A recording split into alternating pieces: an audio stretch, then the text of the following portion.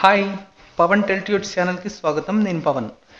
మీ అందరికి ఒక good news ఏంటంటే ఐబిపిఎస్ దేశవ్యాప్తంగా ఆర్ఆర్బీస్ రిక్రూట్మెంట్ నోటిఫికేషన్ రిలీజ్ చేసింది. ఆర్ఆర్బీస్ అంటే రీజనల్ రూరల్ బ్యాంక్స్, తెలుగులో ప్రాంతీయ గ్రామీణ బ్యాంకులు అనమాట. ఈ ప్రాంతీయ గ్రామీణ బ్యాంకుల్లో 14,000కు పైగా ఖాళీలు ఉన్నాయి. ఆ ఖాళీలన్నీ పూర్తి చేయడానికి రిక్రూట్మెంట్ రిలీజ్ చేసింది. ఓకే, దేశవ్యాప్తంగా 14,000కు పైగా ఉన్న ఒక్క మన తెలుగు స్టేట్స్లోనే దాదాపు 1900కు పైగా ఖాళీలు ఉన్నాయి. ఓకే, వీటికి అప్లై చేసుకోవడానికి మెయిన్ ఎలిజిబిలిటీ ఏంటంటే మీకు డిగ్రీ, ఏదైనా డిగ్రీ సరిపోతుంది. డిగ్రీ ఉండి మీరు స్థానిక భాష అంటే మన తెలుగు స్టేట్స్లో అప్లై చేసుకునే వాళ్ళకి తెలుగు భాష వచ్చి ఉండాలి, తెలుగు బాగా వచ్చి ఉండాలి. ఓకే, అయిపోయిన తర్వాత సెలక్షన్ ప్రాసెస్ ఎలా ఉంటుంది ఇవన్నీ తెలుసుకునే ముందు మీకు ఇలాంటి నా లేటెస్ట్ అప్డేట్స్ మీ మెయిల్లోకి రావాలి అంటే ఇక్కడ youtube.com/c/pavanteltudes అని టైప్ చేసి సబ్స్క్రైబ్ మీద క్లిక్ చేస్తే మీకు నా లేటెస్ట్ అప్డేట్స్ అన్నీ మీ మెయిల్లోకి డైరెక్ట్గా వచ్చేస్తాయి. దాంతోపాటు సబ్స్క్రైబ్ పక్కన బెల్ ఐకాన్ ఉంటుంది మీ మొబైల్లో. సో ఆ బెల్ ఐకాన్ మీద క్లిక్ చేస్తే మీ మొబైల్లోకి నోటిఫికేషన్స్ రూపంలో నా అప్డేట్స్ అన్నీ వచ్చేస్తాయి. అసలు ఈ బ్యాంకులు ఏమేమి ఉంటాయి అవన్నీ చూస్తే ముందు మీకు ఎలిజిబిలిటీ చెప్పాను కదా, ఈ 2 క్వాలిటీస్ ఉండాలి. గ్రాడ్యుయేషన్ కంప్లీట్ చేసి తెలుగు మాత్రం బాగా వచ్చి ఉన్న వాళ్ళు అయి ఉండాలి. చాలామందికి తెలియదు గ్రామీణ బ్యాంకులు ఏమేమి ఉన్నాయని చెప్పేసి.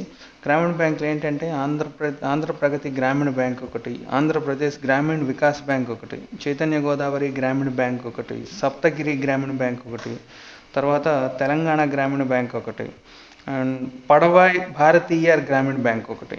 ఈ బ్యాంకులన్నీ డిగ్రీ కంప్లీట్ చేసి తెలుగు బాగా వచ్చి ఉన్న వాళ్ళకి అవకాశం కల్పిస్తున్నాయి. ఓకే, సెలక్షన్ ప్రాసెస్ ఏందో చూద్దాం. సెలక్షన్ ప్రాసెస్ ఏంటంటే క్లరికల్ జాబ్స్కి అయితే ఓన్లీ ఆన్లైన్ టెస్టే ఉంటుంది.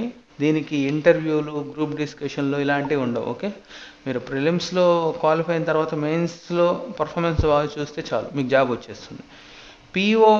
పీఓ పై స్థాయి ఉద్యోగాలకు మాత్రం ప్రిలిమ్స్ ఉంటుంది, మెయిన్స్ ఉంటుంది, ఇంటర్వ్యూ ఉంటుంది, ఇంకా కొంచెం పై స్థాయి అయితే జీడీ కూడా ఉంటుంది. ఓకే, ఇలా ఉంటాయి సెలక్షన్ ప్రొసీజర్.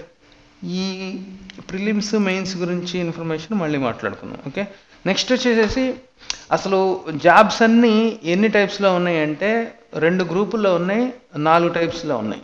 ఆ 2 గ్రూపుల్లో ఫస్ట్ గ్రూప్ ఏ అనమాట. గ్రూప్ ఏలో స్కేల్ 1లో అసిస్టెంట్ మేనేజర్ పోస్టులు అన్నీ. గ్రూప్ ఏలో మొత్తం మేనేజర్ క్యాడర్ పోస్టులు అనమాట.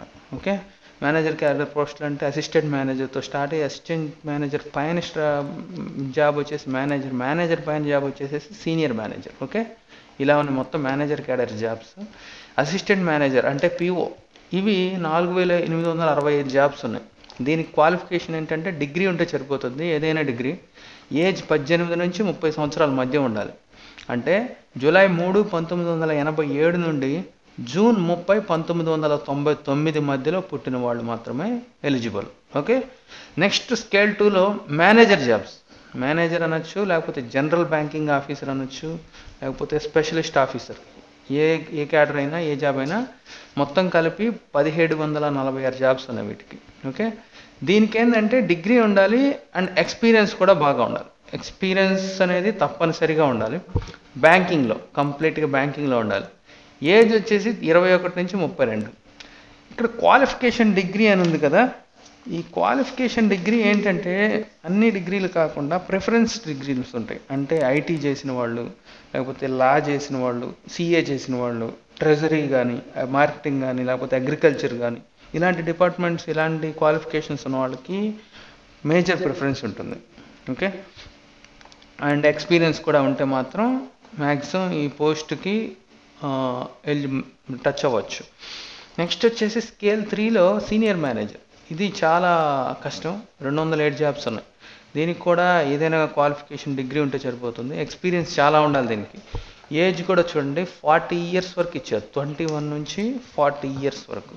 ఓకే, సో ఇవన్నీ మేనేజర్ క్యాడర్ జాబ్స్. అంటే పిఓ కాడ నుంచి, ఇది పిఓ అసిస్టెంట్ మేనేజర్, దానిపైన స్థాయి manager or general banking officer, దానిపైన స్థాయి senior manager. Okay, so already బ్యాంకింగ్లో ఉండి బ్యాంకింగ్ ఎక్స్పీరియన్స్, లేకపోతే ప్రైవేట్ బ్యాంకులో ఆల్రెడీ అసిస్టెంట్ మేనేజర్గాను చేసేవాళ్ళు, వాళ్ళకి ఎలిజిబిలిటీ ఉంటే అప్లై చేసుకోవచ్చు. గ్రూప్ ఏలో. గ్రూప్ బిలో కేవలం ఒకే ఒక పోస్ట్ ఉంటుంది, అదే క్లర్క్ జాబ్ ఉంటుంది గ్రూప్ బిలో. ఓకే, చూడండి, గ్రూప్ బిలో క్లరికల్, దీన్నే మల్టీపర్పస్ ఆఫీస్ అసిస్టెంట్ అంటారు. ఓకే, ఎందుకంటారు అంటే క్లర్క్ అనే జాబ్ హోల్డరు, ఆ ఎంప్లాయీ మల్టీపర్పస్ టాస్క్లు అనేవి చేయాల్సి ఉంటుంది అఫీషియల్గా. ఓకే, సో అన్ని రకాల టాస్క్లు చేయడానికి రెడీగా ఉండిపోవాలి, అన్నీ అఫీషియల్గా ఉంటాయి, డిగ్నిఫైడ్గా ఉంటాయి ఆ టాస్క్లన్నీ.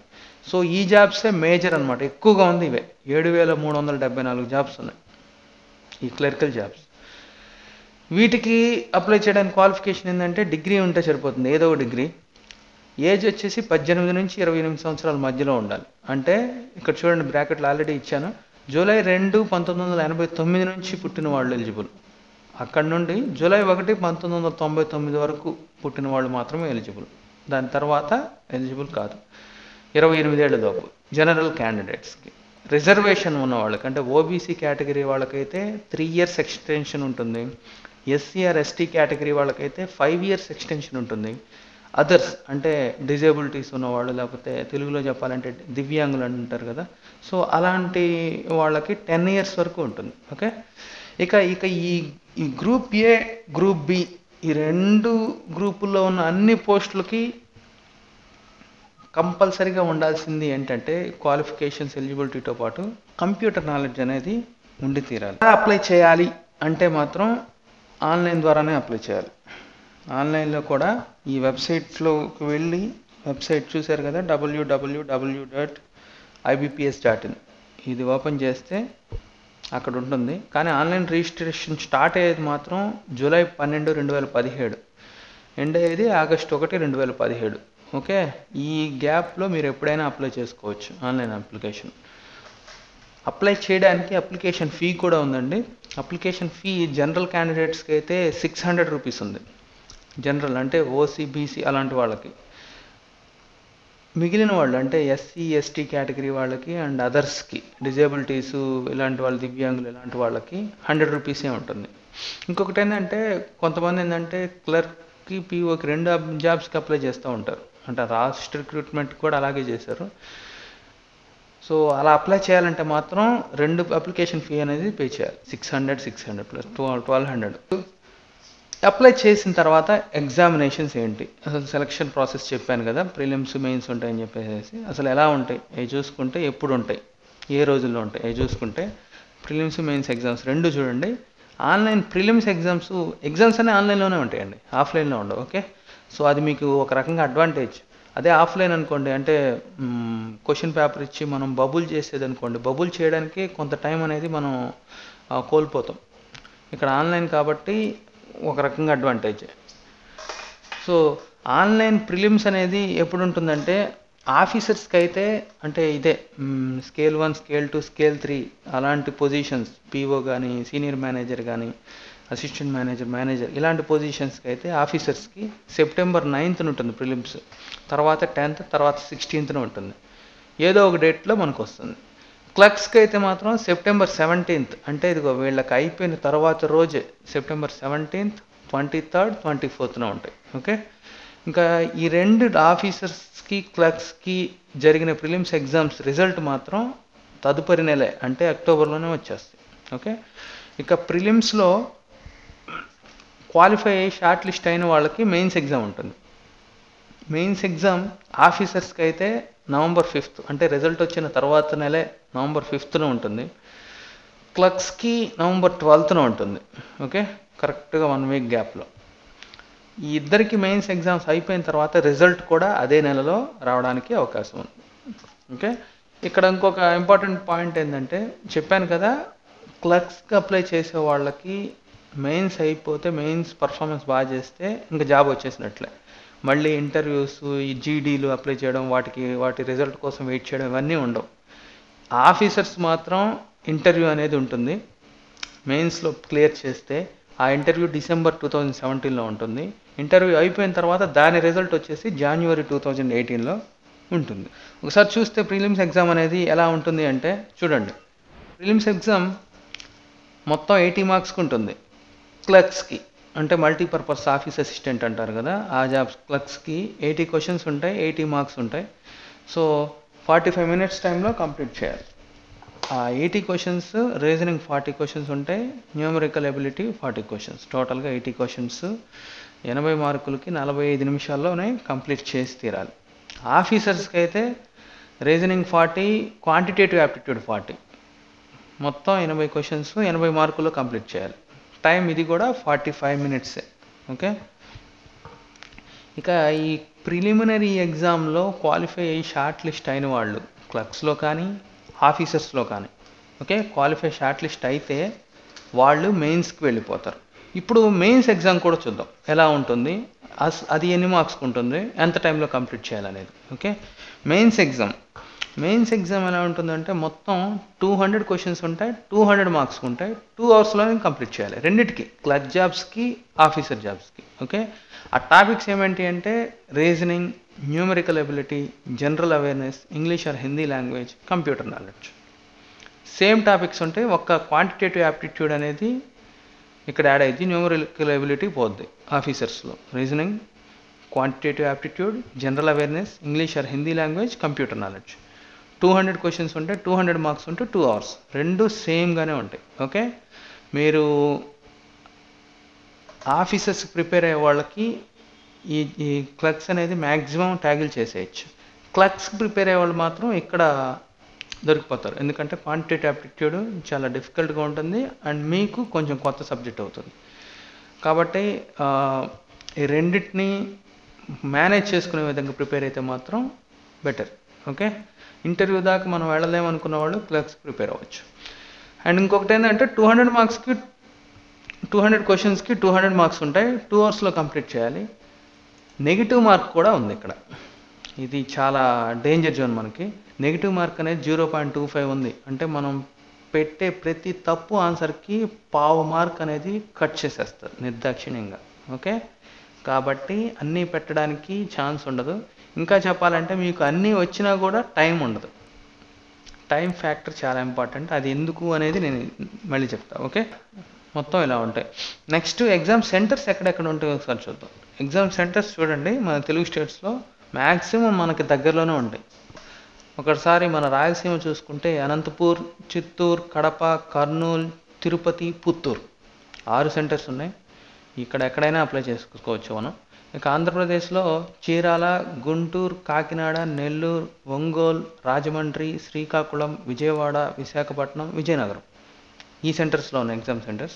నెక్స్ట్ మన తెలంగాణలో హైదరాబాద్, కరీంనగర్, ఖమ్మం, వరంగల్. ఓకే, అవకాశం కల్పిస్తున్న బ్యాంకులు ఏంటో ఒకసారి కంప్లీట్గా చూద్దాం. అసలు గ్రామీణ బ్యాంకులు ఏమేంటియో ఉన్నాయో మన అవగాహన కోసం ఒకసారి తెలుసుకుందాం. అవేంటంటే చూడండి, ఇక్కడ తెలుగు వచ్చిన వారికి అవకాశం కల్పిస్తున్న బ్యాంకులు ఏంటంటే క్లర్క్కి లేకపోతే మల్టీపర్పస్ ఆఫీస్ అసిస్టెంట్ ఈ జాబ్కి ఆంధ్రప్రదేశ్ గ్రామీణ వికాస్ బ్యాంకులో 331 పోస్టులు ఉన్నాయి.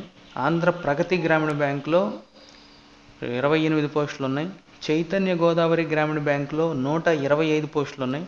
సప్తగిరి గ్రామీణ బ్యాంకులో 100 పోస్టులు ఉన్నాయి. తెలంగాణ గ్రామీణ బ్యాంకులో 415 పోస్టులు ఉన్నాయి.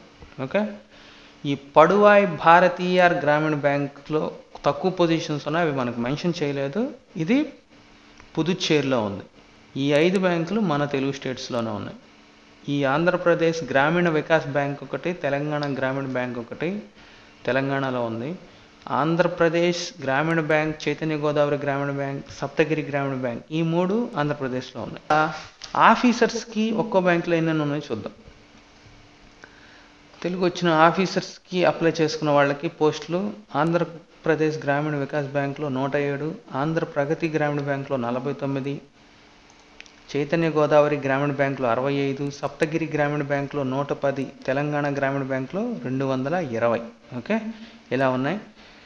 ఈ 2 పొజిషన్స్కి అప్లై చేసుకునే వాళ్ళు 2 రకాలుగా అప్లికేషన్స్ అనేది అప్లై చేయాలి. ఓకే, గ్రామీణ బ్యాంకులో ఉద్యోగం అంటే ఆ రెస్పెక్ట్, ఆ వాల్యూ వేరుగా ఉంటుంది. గట్టిగా ఒక ఫైట్ అయితే చేయండి ఫ్రెండ్స్. ఇంకొకటి ఏంటంటే బ్యాంక్ ఇంటర్వ్యూస్, అంటే బ్యాంక్ ఇంటర్వ్యూల్లో కానీ ఏ ఇంటర్వ్యూలో కానీ మ్యాక్సిమం వాళ్ళు మనల్ని చెక్ చేసేది ఏంటంటే మన బాడీ లాంగ్వేజ్ని, మళ్ళీ మన వే ఆఫ్ స్పీకింగ్ని, మన స్పీకింగ్ లాంగ్వేజ్ని, ఇంకా మన ఐ కాంటాక్ట్ని, మన మాట్లాడేటప్పుడు మన కాన్ఫిడెంట్ లెవెల్స్ ఎలా ఉన్నాయి వాటిని, మన ఎనర్జీ లెవెల్స్ని, ఇంకా చెప్పాలంటే మన యాటిట్యూడ్ని కూడా ఇలా ఇన్ని రకాలుగా చెక్ చేస్తారు.